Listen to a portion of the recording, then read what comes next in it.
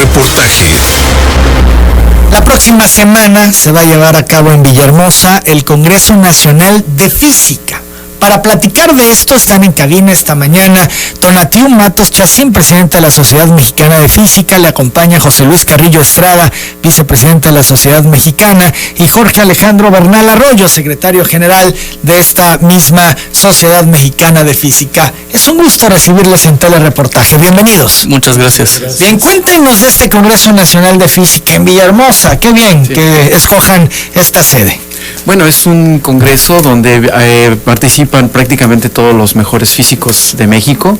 Va a venir un premio Nobel, el doctor Eric Cornell, y el jueves va a dar una plática plenaria en el Teatro Esperanza Iris, y el resto del evento se lleva a cabo en la UJAT, en la Universidad Juárez Autónoma de Tabasco.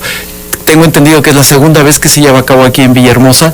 Es un evento en el que vienen todos los científicos mexicanos que hacen física y participan con los estudiantes para intercambiar tanto experiencias como para dar nuevas investigaciones que se están realizando, y viene gente de México sobre todo, pero también de todo el mundo. Es un evento que no es nada menor, es un evento muy importante, de connotación incluso internacional. Así es.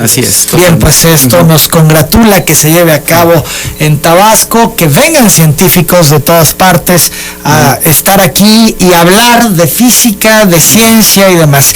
¿Qué temas serán los más relevantes en esta edición? Bueno, hay muchísimos temas. La física ahorita está teniendo una efervescencia gigantesca. Digamos, desde el punto de vista de la mecánica cuántica, se están tomando nuevos experimentos en los cuales se están demostrando muchas cosas que se habían propuesto y que ahora se está viendo que sí funcionan. O por decir algo desde el punto de vista astrofísico, pues no sabemos de qué está hecho el 96% de la materia del universo. Esa preguntita tan sencilla como de qué está hecha la materia, nadie la conoce, cosas por el estilo. Y eso todo se va a discutir durante el Congreso. Además, para que la gente participe, al mismo tiempo se lleva a cabo el Encuentro Nacional de Divulgación. Ese va a ser en el Centro de Convenciones que está junto al Planetario. ¿Es en paralelo? Es en paralelo, dura toda la semana, y ese sí es para todo público. Se ponen ahí, se instalan ahí experimentos de física para que la gente los vaya, los vea, se entusiasme, se dé cuenta de que la física, la ciencia es divertida, es interesante y sobre todo es emocionante. Entonces la gente participa ahí, entra, es totalmente gratis la entrada, y puede además convivir con físicos que saben del tema y que pueden entender el tema y que les pueden explicar. ¿Y estarán en la disposición de platicar con la gente, de explicarles? Totalmente. Y demás? Por supuesto, es un número bastante grande de personas de todo tipo, de todos los niveles, que circulan en torno a este encuentro de divulgación. Estamos hablando de 10,000 personas durante la semana que circulan aprendiendo directamente con especialistas, viendo experimentos, incluso interviniendo en ellos. Claro. Entonces, el efecto de este evento es fenomenal. Claro. Tenemos experiencia ya de muchísimos años realizando este encuentro, y en la ciudad donde se realiza el encuentro, el impacto después de algunos años es enorme. Se despiertan vocaciones muy importantes. Tenemos actualmente científicos de primera línea, de fama internacional, que se interesaron en la ciencia por asistir a ese taller. ¿Qué tal, Pues es un muy buen dato. La física, hay que decirlo, no se le da a todo mundo. Es un tema complejo, ¿no? No necesariamente. Muchas veces lo que tenemos en problema, no solamente en México, en todo el mundo, es que muchas veces los pedagogos que enseñan física a nivel secundaria, preparatoria, ahí está la clave, son buenos a veces para entender física, pero no son buenos para explicar física, o no lo explican suficientemente claro. Creo que esa es una deficiencia que tenemos en todo el mundo, que se está ya estudiando de cómo podemos enseñar a los muchachos, sobre todo a los adolescentes, la época más rebelde de ellos. Y lo que hay que enseñarles muchas veces no es, que la física es difícil, sino que la física es divertida. Y eso uno lo entiende cuando está estudiando física en la licenciatura o en la maestría.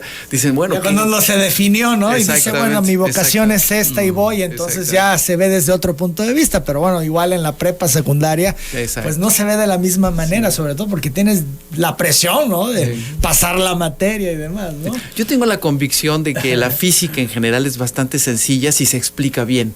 Los conceptos son sencillos. Lo que a veces es dificultoso es hacer los cálculos o llevar a cabo eso ya a nivel más profesional, digámoslo así. Lo que se enseña, por ejemplo, en secundaria, en prepa, ¿es lo adecuado, es lo necesario, es lo que tendríamos que saber quienes pasamos por ese grado escolar?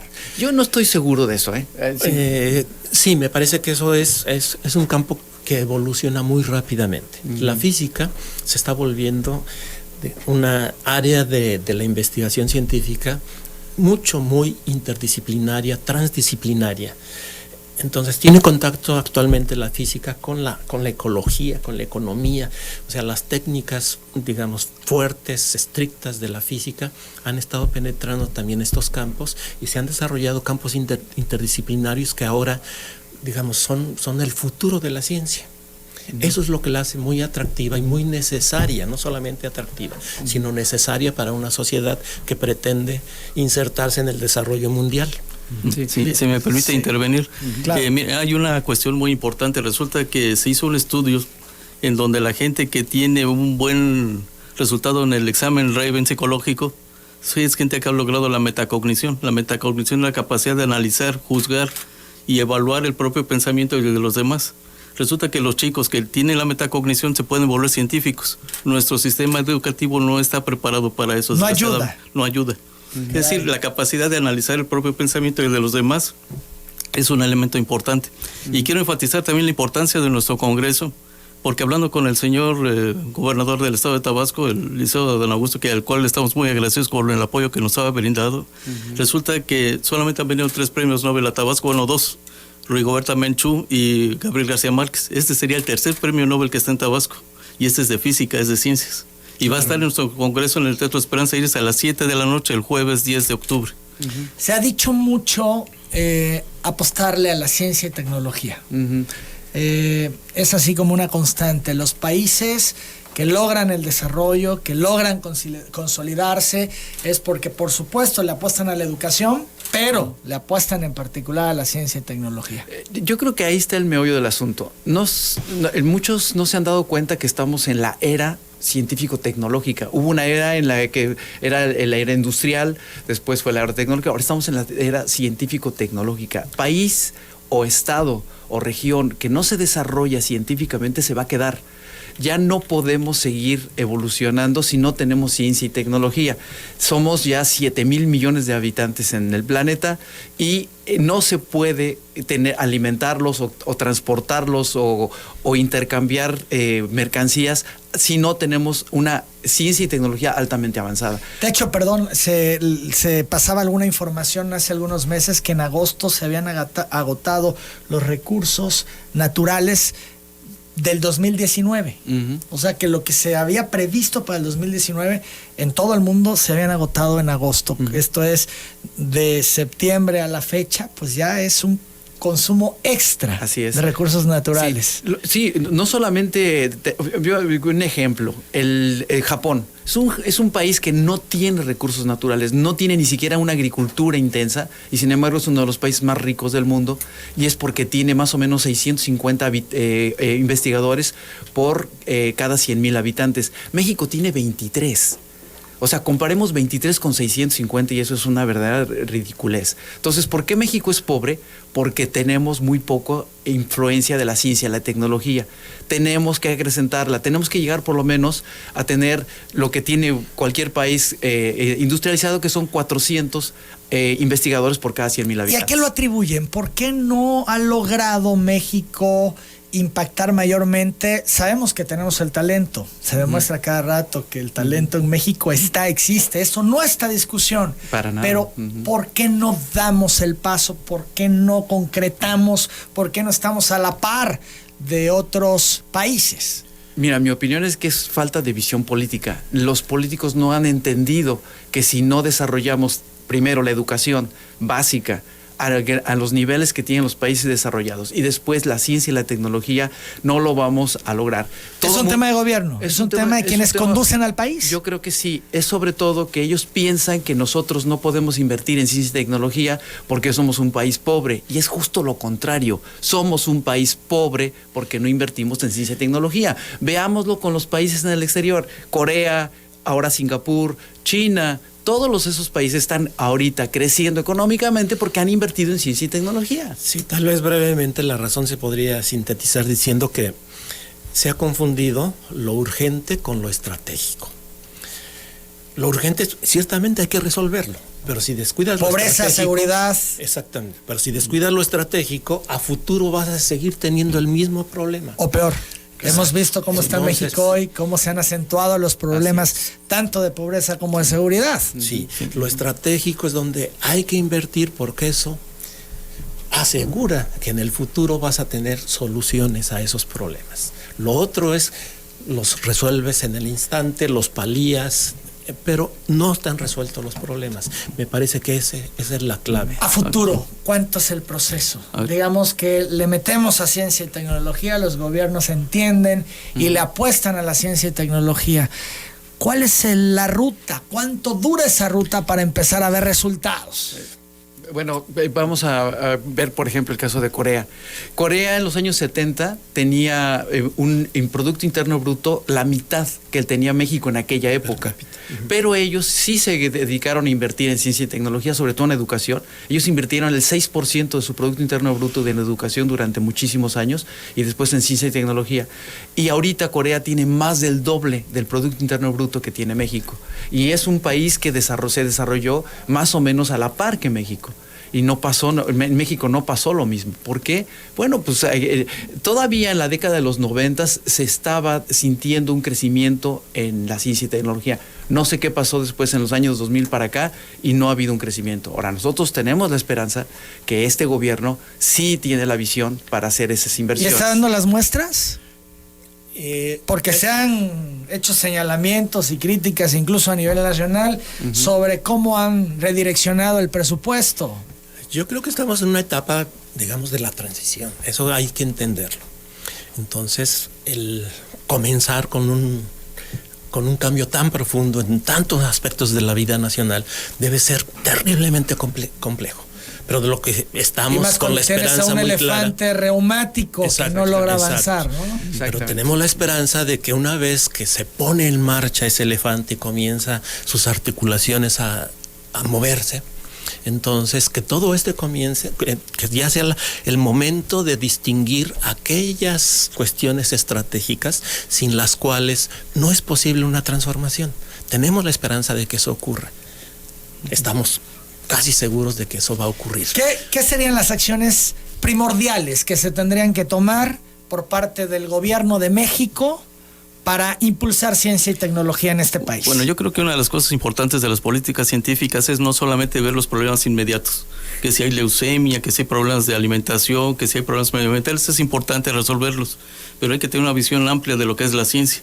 Le voy a poner un ejemplo muy sencillo y voy a hacer un poco el lenguaje técnico y le digo luego en qué acabó esto. Isidore Rabi es un físico de origen judío estadounidense que resolvió la ecuación de Schrödinger-Pauli para una partícula con un spin de un medio en presencia de un campo magnético en una dirección y en un campo transversal oscilante con una frecuencia en otro, cuya frecuencia de oscilación tenía que ver con la precesión del spin del electrón.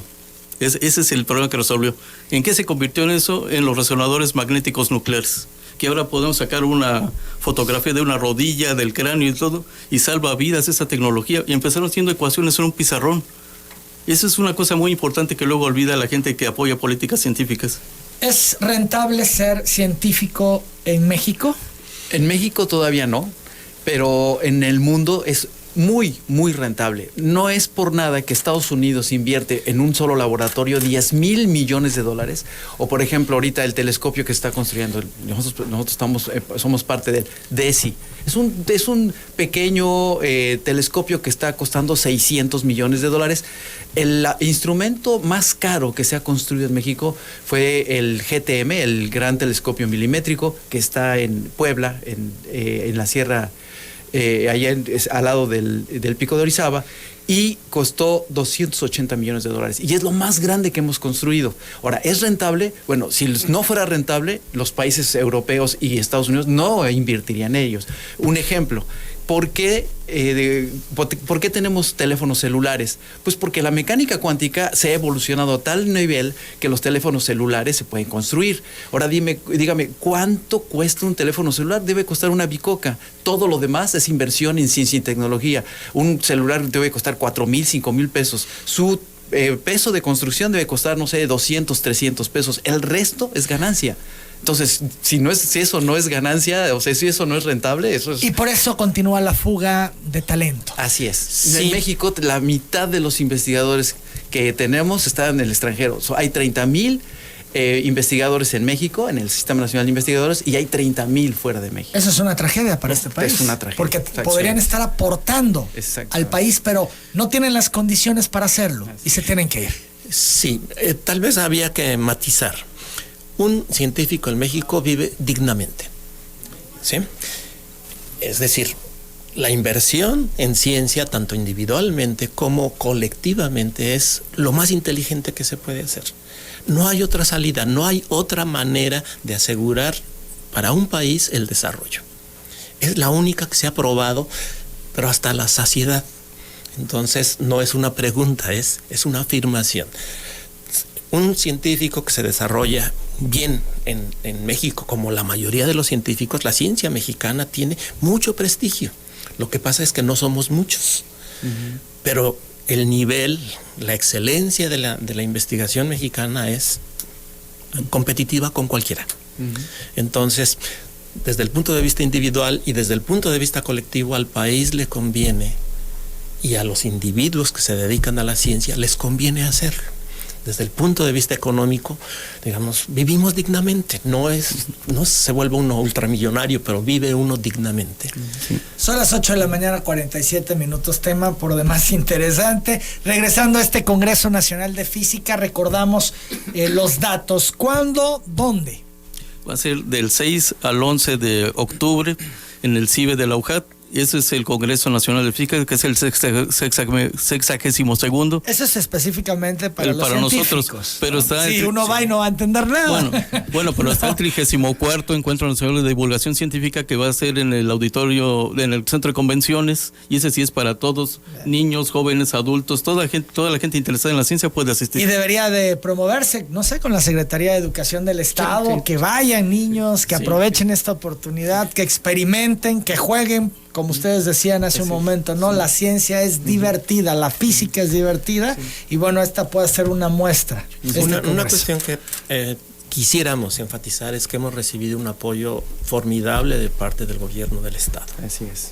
Sí, realmente en estas condiciones en las que estamos en el país, donde condiciones de austeridad, hemos recibido un apoyo fenomenal, entonces, y por eso también la sociedad está agradecida, y con mucho gusto la Sociedad Mexicana de Física otorga lo que sabe otorgar, este beneficio que no se puede medir tanto en este momento en pesos y centavos, pero que culturalmente, socialmente, el impacto es realmente importante. De eso estamos orgullosos. Nosotros en Telereportaje XBT estaremos cubriendo este evento nacional de relevancia sin duda para todos. Les agradezco mucho su presencia en Telereportaje y les deseo mucho éxito. Muchas gracias por el espacio. Y están invitados a la plática del Premio Nobel. ¿Cómo no? Por supuesto.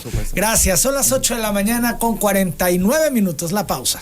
En Eléctrica Silva tú siempre encontrarás un extenso